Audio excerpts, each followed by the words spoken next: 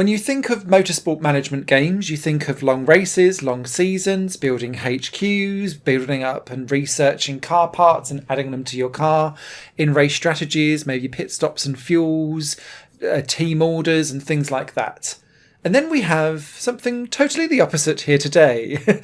Goblin Auto Club Manager removes all of the not fluff, but all of the mass detail in a motorsport management game and gives you a streamlined synthesis of all of the key features in a pixel art Goblin team racing setting.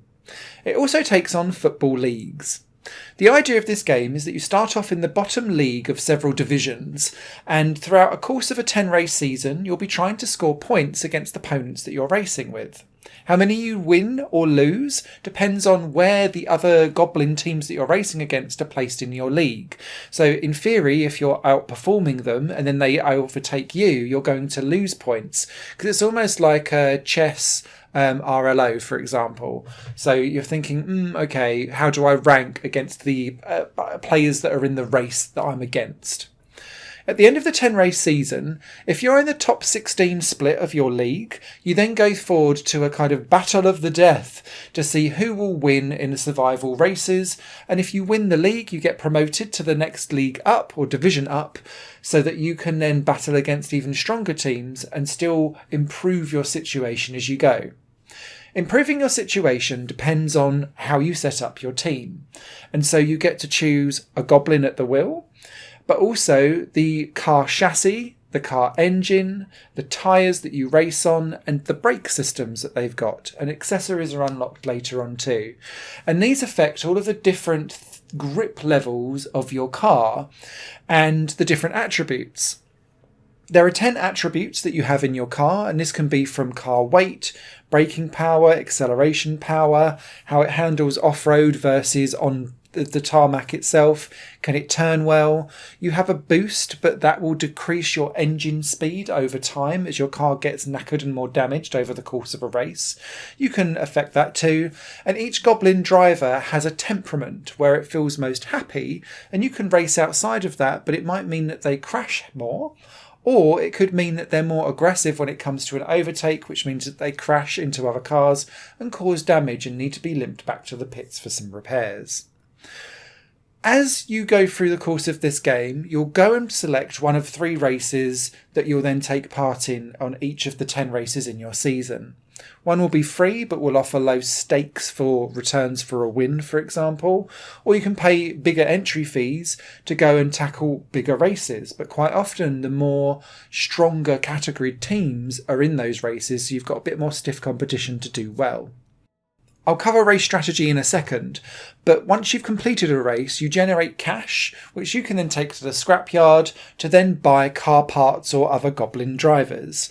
And this works like a sticker collection in a way, because if you buy repeatedly the same Goblin driver or the same engine, they can be upgraded and you'll be able to see the stars on each of the different things that you buy as to how far they can be upgraded.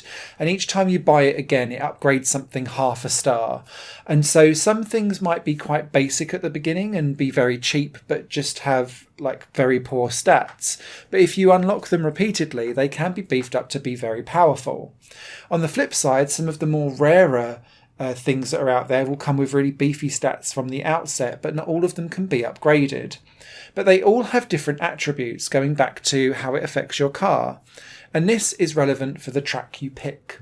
Before you go onto the track, you can totally swap out the Goblin and all of your car parts to try and suit the track's characteristics. So some might be on pavement, some might be on dirt, some might be on a glass dance floor, some might have a variety of tight hairpin corners, or you might have really long straights, so therefore you might want to prioritise top speed and turbo over cornering and braking, for example.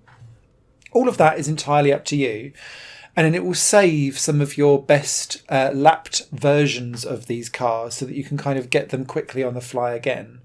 But you'll be constantly earning money, going to the scrapyard, seeing what you buy, and just getting more and more variety, and then upgrading them through buying the same thing repeatedly.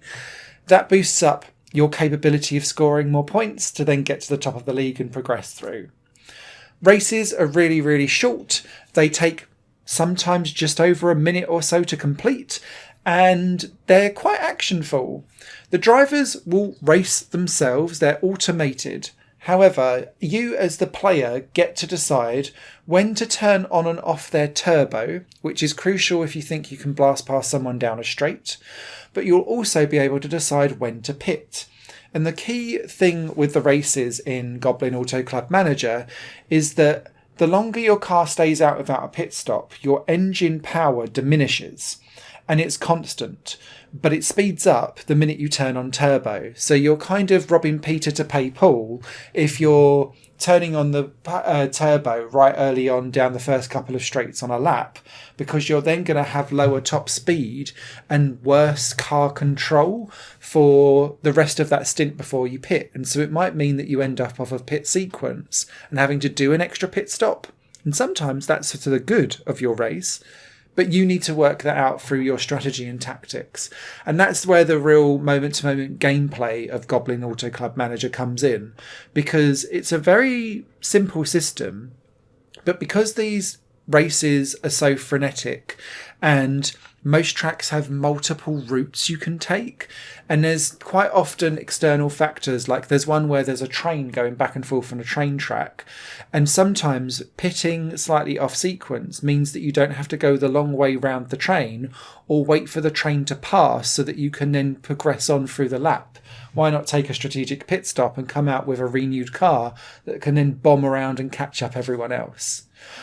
I found this game to be really engrossing because it offers so much around a Motorsport Manager setting on a really approachable and responsive and quick feedback loop. Like, you can see the progression in everything that you do. Every race is only about 90 seconds to 2 minutes-ish, and so you can blast through a season really, really quickly. And yeah, I found trying to work out what type of cars and goblins work best for each track to be a real little puzzle, because quite often leaning into having the best car for a specific attribute that you think works well isn't really the best case, because it then makes the car uneven to drive. And so it's being quite balanced with how you deal with the different attributes of the car, and can the Goblin handle it is actually really where the sweet spot is. And that takes a little while to work out. So, Goblin Auto Club Manager might look unassuming, and its pixel art direction is certainly a stylistic choice that may not appeal to everyone, but the responsive, fast and fluid management feedback loop that means that you're constantly seeing immediate evolution in everything that you do just makes this game really quite charming and enjoyable and approachable in a way that quite a lot of other management games of this ilk and genre aren't. So big thumbs up from me, definitely for the more casual audience in the world, but if you need to still get your motorsport management chops and rocks off, but want to unwind as well, this is definitely a pick that I'd recommend. Higher Plane Games is part of the Higher Plane Network, a completely independent media outlet supported by people like you. The goal is to create the best possible content that cultivates a richer indie scene for games as well as music and entertainment. To find out more and to get involved, visit patreon.com/Higher Network. Your support makes all the difference, and in return you'll gain access to bonus content and downloads. Thank you for watching.